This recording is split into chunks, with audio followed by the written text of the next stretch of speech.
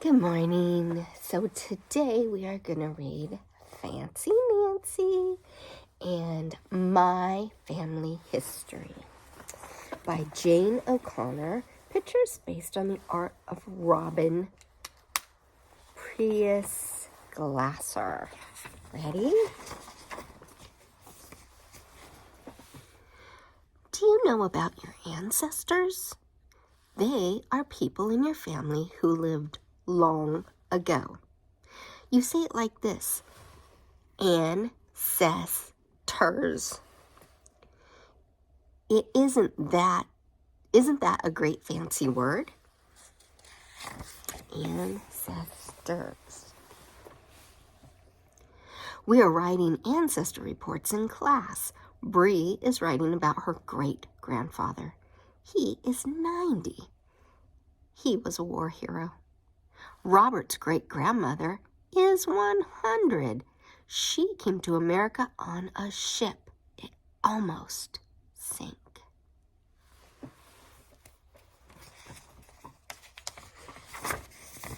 There we go.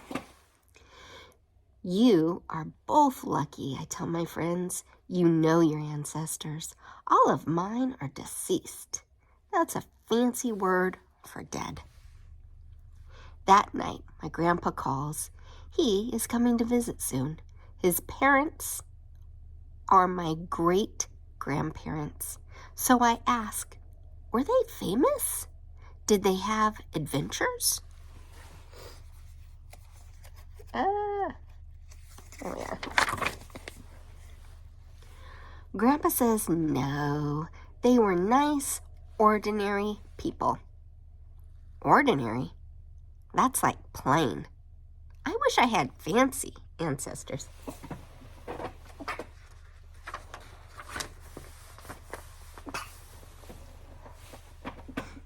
Later that night, Grandpa sends a photo of my great-grandfather. Grandpa's email says, my dad was kind and honest.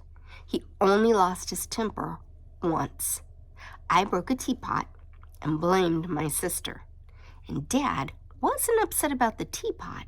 He was upset that I lied. It's not good to lie, right? Always tell the truth. Your dad sounds like a very lovely person, I replied. Reply is fancy for answer. I'm going to write my report about him. I gather facts from Grandpa. My ancestor had 5 children. He was a bank guard. He liked to fish.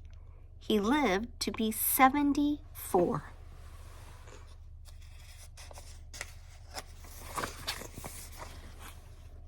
The next day, I illustrate the cover. Illustrate is fancy for making a picture. See? Then I start writing my report. It begins, my great-grandpa was a bank guard. That does not sound exciting. Uh-oh. So, I add something extra. Once he stopped a bunch of bank robbers.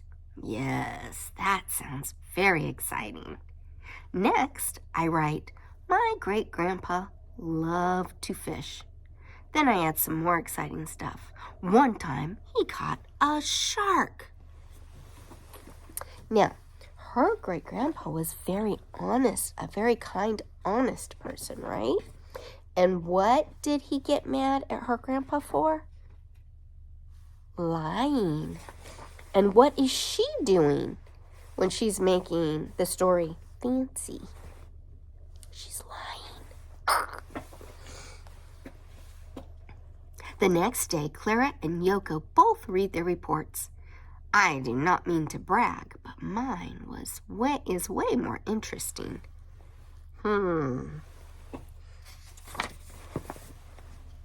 After school, I tell my parents, on Friday, I get to read my report.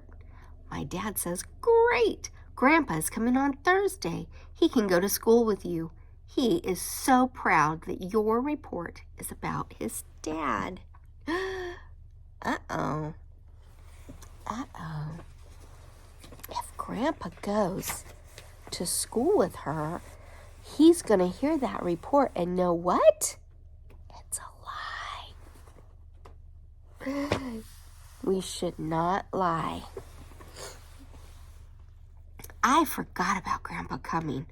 All of a sudden, my tummy feels funny. I don't think he's allowed to come, I say.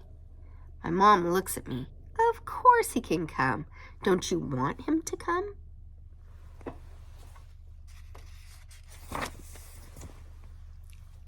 Upstairs, I show Mom my report. I wanted it to be interesting, so I exaggerated. Exaggerate is a fancy word for stretching the truth. Honey, Mom says, you didn't just exaggerate, you made up stuff. That's lying.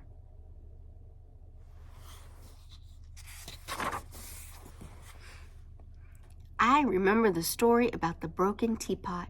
My ancestor would be very upset with me. My grandpa will be too. By the time Grandpa comes, I have written a new report. This time, I stick to the plain truth. I write about the teapot. It's an ordinary story, but I really like it. There's Grandpa. And see, now she's excited for him to come, because now she changed it to the truth. On Friday, Grandpa comes to school. He has brought his dad's top hat. It's a real one, not like the one in my magic set. See, that's a top hat. My great-grandpa loved to get dressed up, I tell everyone. I must get being fancy from him.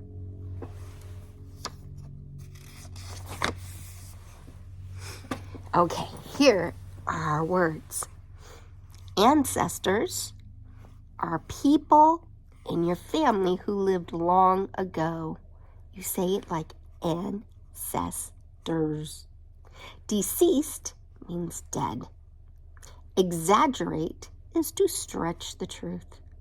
To illustrate is to make a picture. Like the people who illustrated this book, right? They did the pictures. Ordinary is plain, and reply is to answer.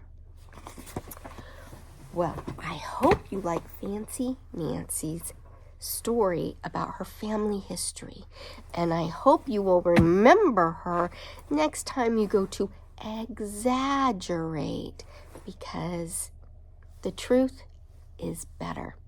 Okay? Love you.